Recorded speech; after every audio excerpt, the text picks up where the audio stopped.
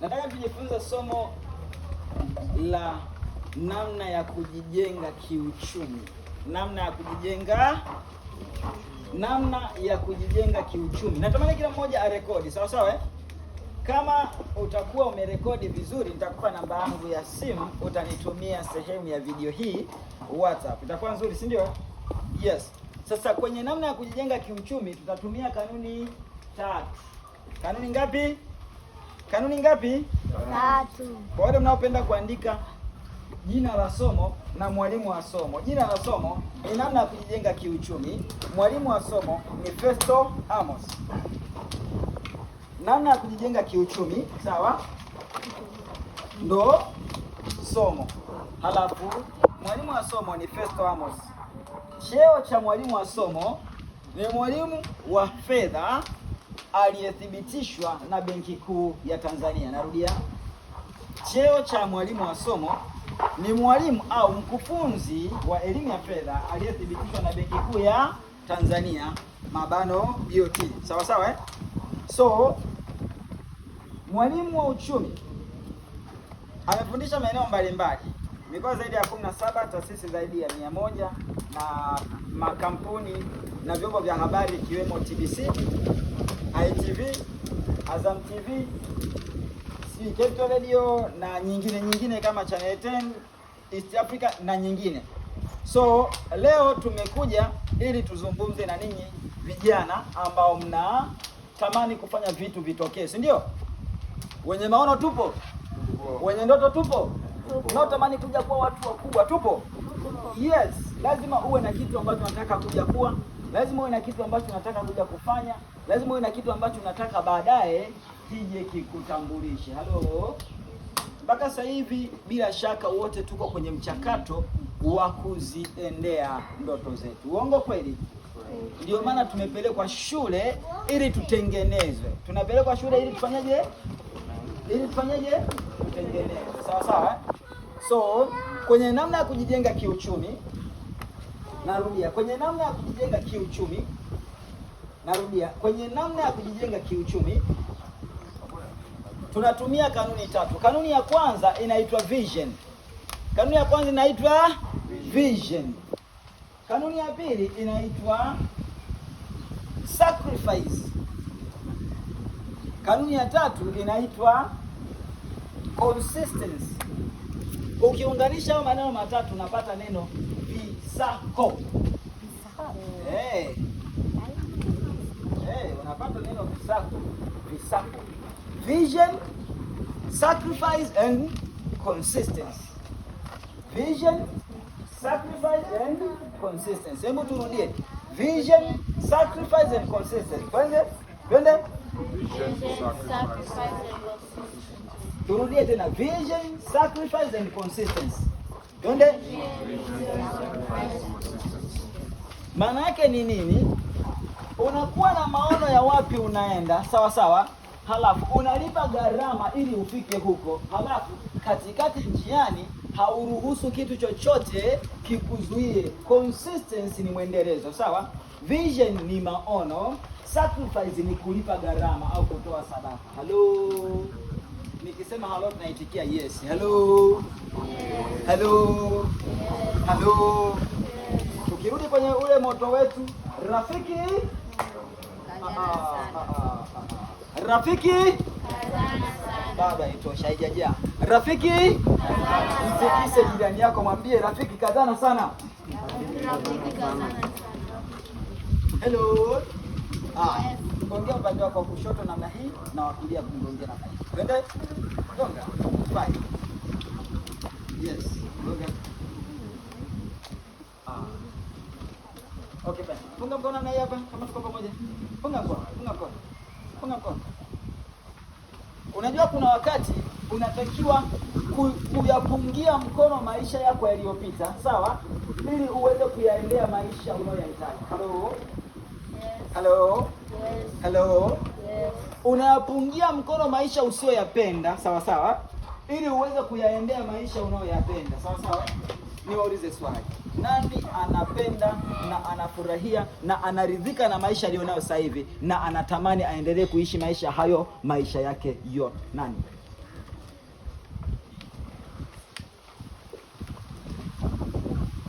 Narudia swali.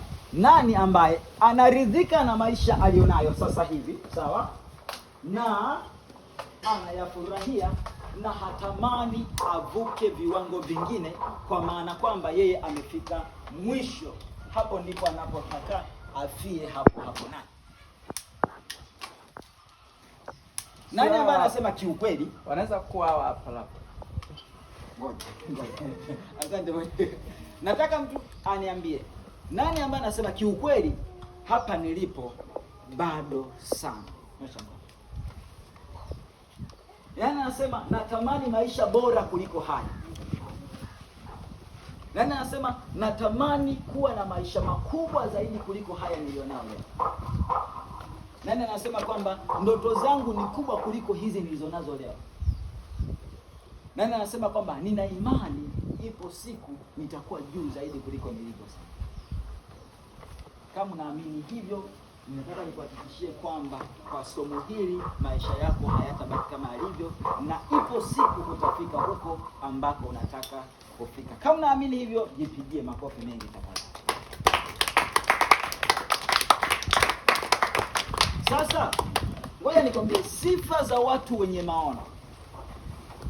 Ya kwanza, sifa za watu wenye nini? Maono.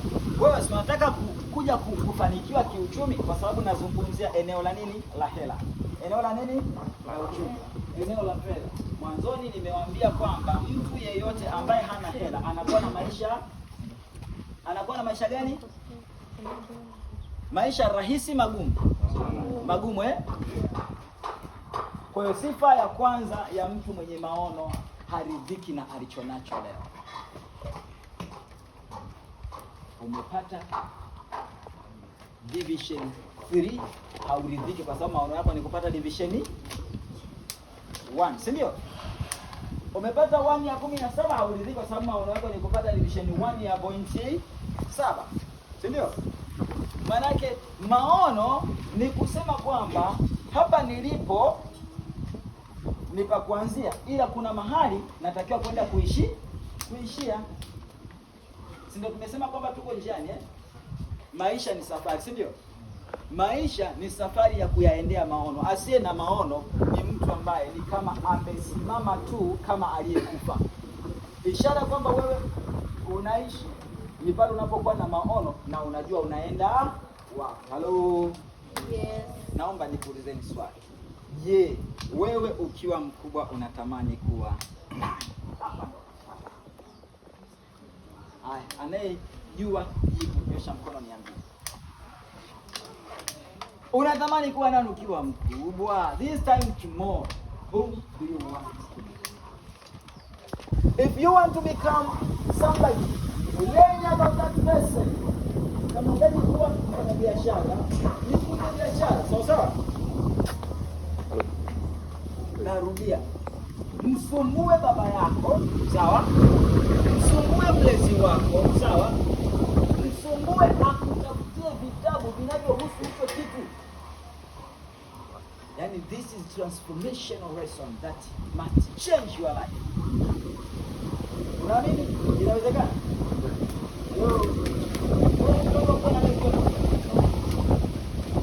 Mwanajeshi huyu. Tuko salama mikononi mwa mwanajeshi. Makofi kwake tafadhali. Sura ya mwanajeshi vipi? Yalioma yamo. Hebu nuna tu. Kama sio kila mwanajeshi lazima awe na sura ile. Wengi ni wazuri tu. Naangalia hivi lakini nakwambia chini ya ulinzi. Piga kichura sio? Hello. Wewe hakunataka kuwa na mke wako. Wewe unajua. Wewe. Unataka kuwa tourist? Kwa guide yule wa kuongoza watu kwenda kuwapeleka kutalii na nini? Au wewe unataka kwenda kutalii? Yaani unataka kwenda kutalii au kupeleka watalii? Utaanza kuwa mtalii, alafu utatengeneza kampuni ya kitalii ili unawasaidia watu kutalii. Maana unapenda utalii, si ndio? Unazunguka lakini kutalii. Hata kutembea pia ni utalii. Hata hapa unatalii. Makofi kwa mtalii. Everyone was made to be great. Kila mtu alizalia ili awe mkuu, lakini you can't be great in everything. Huwezi kuwa mkubwa katika mambo. Lazima uwe na vision ya watu unataka kwenda, na hiyo vision ndio itakayokupa hela. Hello. Sema yes. Hello. Yes. Hello. I have said you can't be great in everything. Huwezi kuwa mtu mkuu katika mambo yote. Hello. What's your name? Michaela. Who? Michaela. Michaela. Right? In which class are you, or which education are you right now? 8. Class 8. Means from 3, from 2? Form 1. Class 8. Okay, form 1. Fine. Whom do you want to become? Great. In your ground. An actress. Actress. Why actress? What do you think you need to become an actor? It's a well-paying job and it's something that I enjoy doing. You like it? Or will you become a local actress or an international actress? Do you believe the dream is possible? That is vision. So you need to pay the sacrifice. Visako. Vision, sacrifice, then consistency. Consistency means you do something continuously. Unafanya kitu kwa mwende. Kuna maono, kuna gharama, kuna huu mwendelezo tunauita nidhamu. Mwendelezo kwa lugha nyingine tunaita nini? Nidhamu. Hapa tunahitaji nidhamu ya mambo makubwa manne. Nidhamu ya kwanza ni nidhamu binafsi. Nidhamu binafsi. Sawa? Nidhamu ya pili ni nidhamu ya muda. Si ndio? Halo? Nidhamu ya tatu ni nidhamu ya kazi. Sawa sawa? Nidhamu ya nne ni nidhamu ya hela. Kuna mtu ananitazama tu haandiki. Kupata hela, kusimamia ili hela isiwe zinapitiliza, then utajifunza namna ya kuwekeza hela ili zizidi kuongezeka na kuongezeka na kuongezeka. Are you ready? Hello, are you ready? Rafiki. Gonga 5. Rafiki. Rafiki. Rafiki. Rafiki. Upo? Nimejifunza kanuni ya visako. Vision, sacrifice, consistency. Vision ni kuwa na maono ya hapo naenda sawa sawa. Hapa tunazungumzia ndoto zako, maono yako, malengo yako na matamanio yako. Sawa?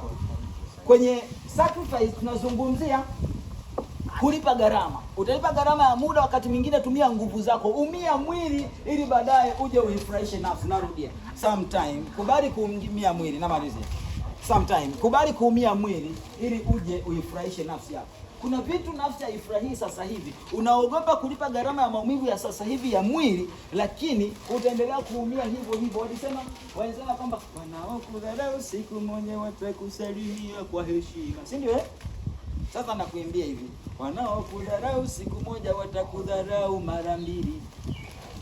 Kama utabaki hivyo hivyo, waliodharau wazazi wako kwa maisha magumu watakudharau na wewe na watoto wako usipobadilisha maisha yenu. Kikuume. Tafakari mara mbili. Maana you are responsible to change the future. You are responsible to create the best future for your children. Unawajibika kutengeneza. Kwani unaamini utabaki kuwa mtoto? Will you remain the same? No. You are growing every day. One day you will be a mother. One day you will be a father. Sio? Sikomea utakuwa mama. Oh, unatamani maisha uliolelewa ndio waje watoto wako nao waishi hivyo hivyo. Itakuwa sawa? Hakikisha maisha yako na watoto wako yanakuwa bora kuliko maisha ya wazazi wako na ya kwako ulivyokuwa huko Nigeria. Hello. Are you ready? Vision, sacrifice, consistency. Sacrifice your time, sacrifice your energy, sometimes sacrifice your what? Give money. Lipia gharama ya maarifa. Sacrifice for knowledge. Sawa? Si ndio Sacrifice to utafute maarifa. Soma vitabu, kesha kusoma. Msisome tu vitabu vya darasani. Likizo someni vitabu vya nani? Hata weekend pia someni vitabu vya maisha. Natamani wazazi waliopo tungepata semina ya wazazi. Ya wazazi. Tungepata semina ya wazazi one day. Tungewekana sawa, kwa sababu watoto wanaandaliwa kuwa matajiri na watoto wengine wanaandaliwa kuwa maskini bila kujua. Tunapigia makofi leo hata shughuli hii. Makofi kwa tafadhali. Maana tunaandaliwa kuja kuwa watu wa maana bana. Kwa maarifa haya huwezi kubaki kama ulivyo. Are you ready? Vision, sacrifice and consistency. Vision ni maono. Sacrifice ni kulipa gharama. Hakuna mafanikio yanayokuja bila kukubali kuumia. Sawa? Sawa? Bali kuumia leo ili ufurahi kesho. Kwa sababu kuna vitu viwili. Unaweza ukachagua kuumia leo ili ufurahi kesho, au ukachagua kujifurahisha leo kiuongo, halafu kesho umie zaidi, kwa sababu future is waiting for you. Kesho yako inakusubiri, itakupiga mambao, piga. Unajua maisha magumu ukiwa huna hela mwambie jana usikubali kubaki kama ulivyo. Mwambie kwa kumaanisha, yani mwambie kwa kusisitiza, usikubali kubaki kama ulivyo. Maisha yatakupiga gwara. Mwambie maisha yatakupiga gwara. Sio maisha yana huruma kwa mtu sasa hela. Njaa niwaulize. Njaa ina huruma? Ukiwa una hela. Haya, konda daradara kule una hela. Ana huruma? Semeni, ana huruma? Kiu, una hela ya kununua maji, ina huruma? Haya, TANESCO kama hujalipia, wana huruma ya kutunani umeme unani wake ndani. Kwa vile maisha yana huruma kama una hela, ni wajibu wa kila mmoja kufikiria kuwa na hela tena za kutoa. Sawa sawa? Naomba niwatangazie kwa kumalizia namna ninavyopatikana kwa wenye simu kubwa. Instagram napatikana kwa jina la Festo_Amos_TZ. Fuatilia huko, jifunze elimu ya fedha, nafundisha kila siku. Festo_Amos_TZ. Instagram. YouTube kule kuna video ndefu. Na hii nasikitika kwamba imeishiwa chaji kidogo. Na hii tunatakiwa kuwe nayo yote kule. Lakini utazikuta na video nyingine. Lakini pia mimi nafundisha kupitia Facebook pia. Jina ni Festo S Amos. Na nimeandika vitabu vile pale mezani na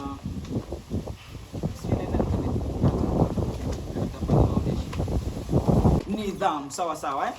Sasa kwenye nidhamu kuna vipengele ambavyo tunaviita malighafi za nini? Za mwendelezo au malighafi za nidhamu au vipengele vya nidhamu. Nidhamu ya kwanza, nidhamu binafsi, ni kwamba utajiheshimu, utaheshimu akili yako, utaheshimu mipango yako. Ukisema I do this, you make sure you do it. Right? Hello. Ukisema ninafanya, unahakikisha kweli unafanya. Ukisema ninaamka kusoma, na kweli unaamka kusoma. That's what great people do. Watu wakuu wakisema wanafanya, na kweli wanafanya. Sawa. Wakisema nitafanya kitu fulani, nitajizuia kufanya kitu fulani. Ukisema I don't do, real you don't do it. Hello. Ukisema sifanyi, na kweli haufanyi. Ukisema ninafanya hiki ambacho kinakusogeza kwenye ndoto zako. Ukisema nitasoma kitabu, I wish every one of you wenye ndoto kubwa, nyosha mikono juu. Wenye ndoto kubwa. Yaani nataka kuwa mtu mkubwa baadaye, mkubwa sana. Sasa wenye ndoto kubwa wanatakiwa wawe na maarifa mengi kwenye maeneo ambayo nimekwambia nidhamu inahitajika.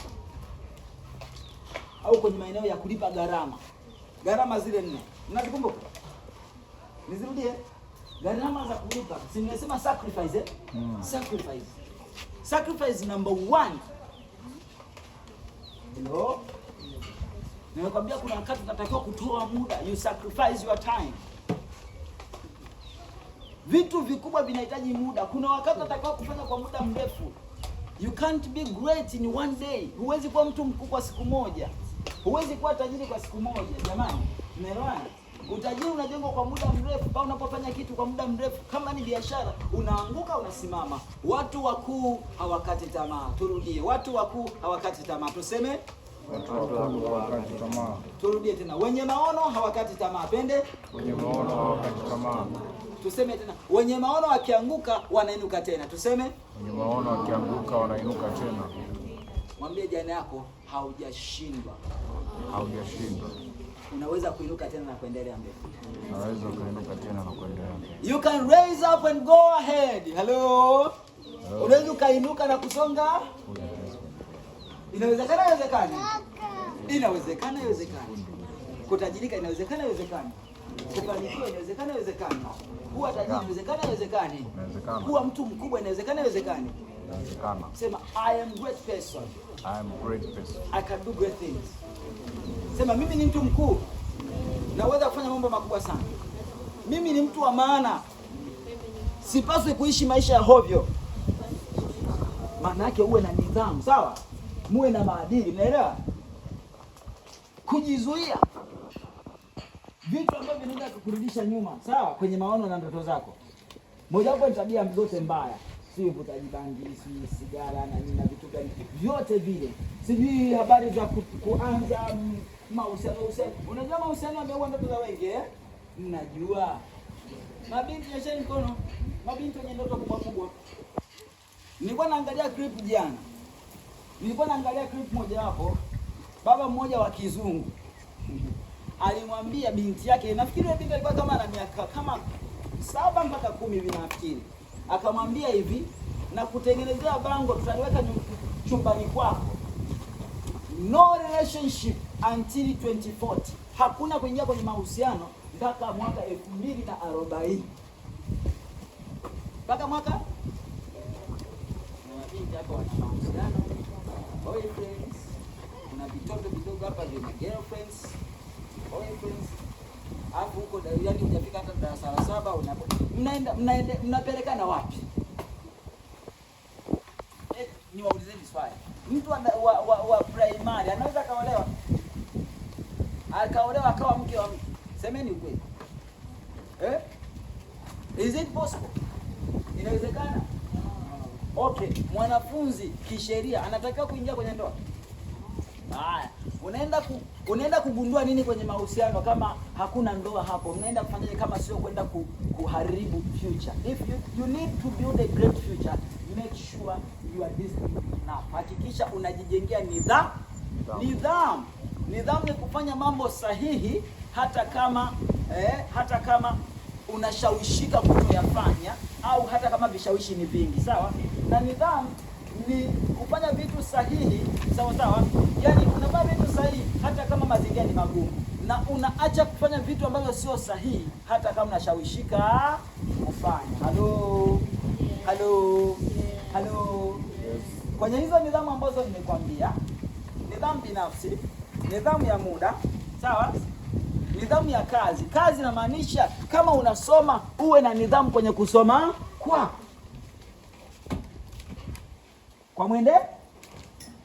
mwendelezo. Sawa? Nidhamu. Tembea kwenye nidhamu. Utafanya mambo makubwa sana baadaye. Sawa? Na ngoja nikwambie, ukiwa na nidhamu ukiwa mdogo, baadaye ukiwa mkubwa, ile nidhamu uliyoijenga ukiwa mdogo itakuinua na utakuwa mtu ambaye unaheshimika, unakubalika, unaaminika, utapewa nafasi kubwa, lakini pia utapata matokeo makubwa. Kwa nini? Kwa sababu maji hufuata mkondo wake. Turudie. Rudia tena. Maji hufuata mkondo wake. Rudia tena. Maji hufuata mkondo wake. Sikiza hapo. Naomba usikize kwa makini. Wewe ni mtoto mdogo lakini ndani yako una mambo makubwa. Sawa? Wewe ni mtoto mdogo ndani yako kuna mambo makubwa. Sikiza. Maana yake nini?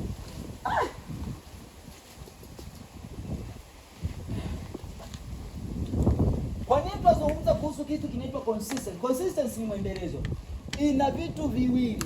Ina maana ukiwa mdogo ukawa unatimiza majukumu yako kwa kufanya nidhamu ndogo ukiwa mdogo, hizi nidhamu zitakutengeneza kuwa mtu mwenye nidhamu hata ukiwa mkubwa. Sawa?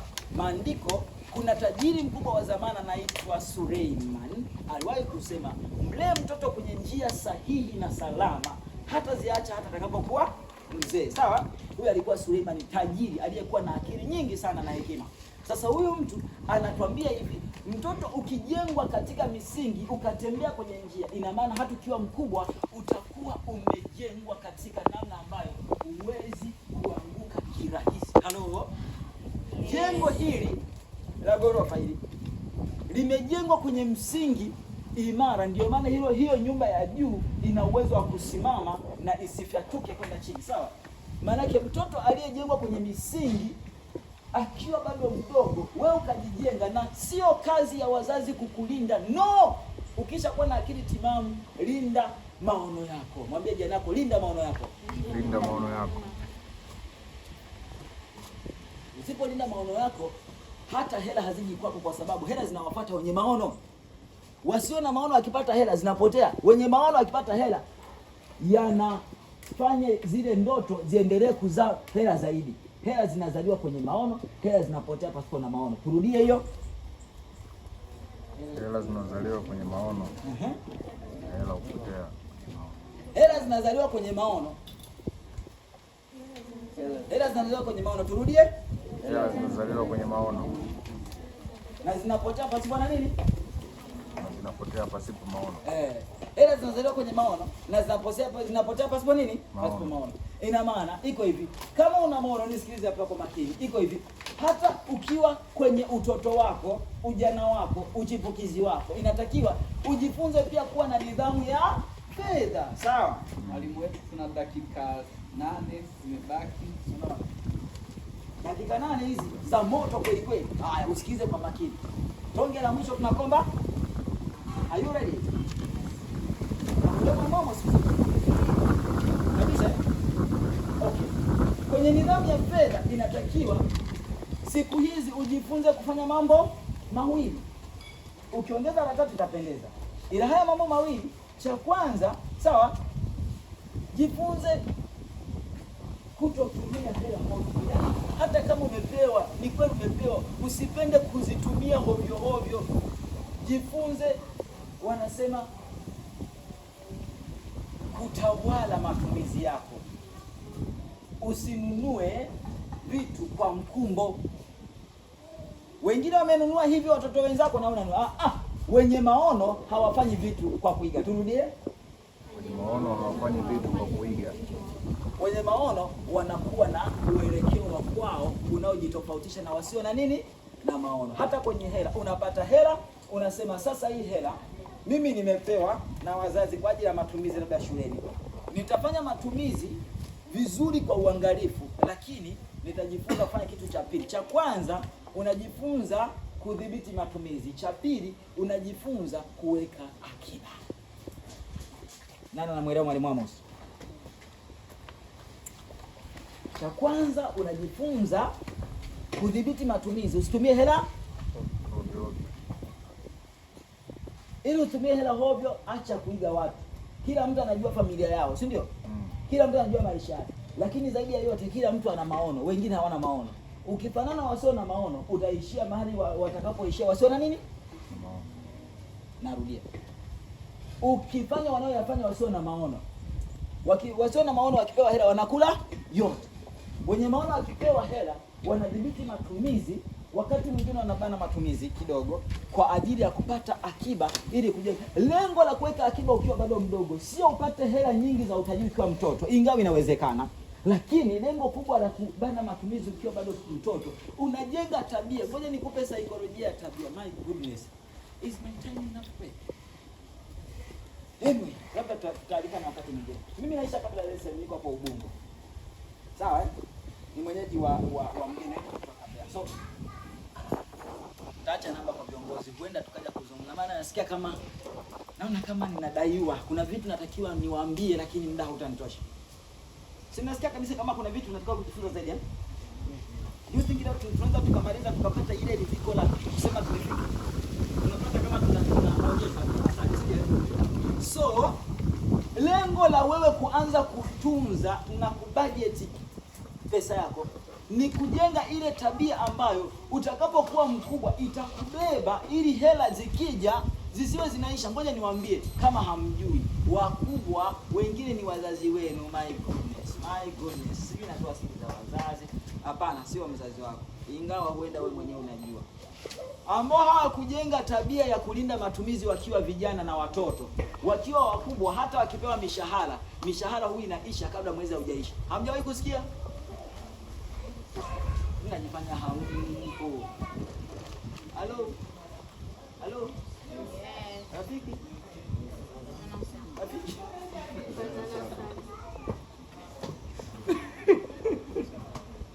Rafiki, vinaingia sana au mmechoka hamtaki kusikia au mnawaboa?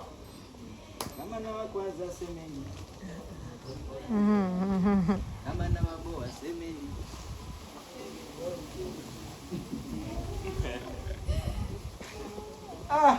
Vipi lakini vinaingia? Yeah. Fanya vitu viwili, jifunze kudhibiti matumizi, lakini jifunze kuweka akiba. Na kingine, wasumbueni wazazi wawanunulie vitabu vya uchumi na fedha, mjifunze hela, muijue hela. Hakikisheni mnajifunza kuhusu hela, muijue. Ukijua hela, natamani my goodness. Hivi nani aliwahi kumwomba baba au mama amnunulie kitabu cha uchumi kati yenu? Nani aliwahi kumwomba? Funga faili. Sawa, huyu hapa aliwahi kuomba. Sasa nakutuma.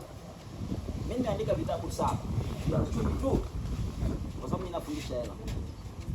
Na muombe tena. Kuna mwalimu nimemsikiliza. Baba, kwa namna nilivyomsikia, nahisi nikisoma vitu vyake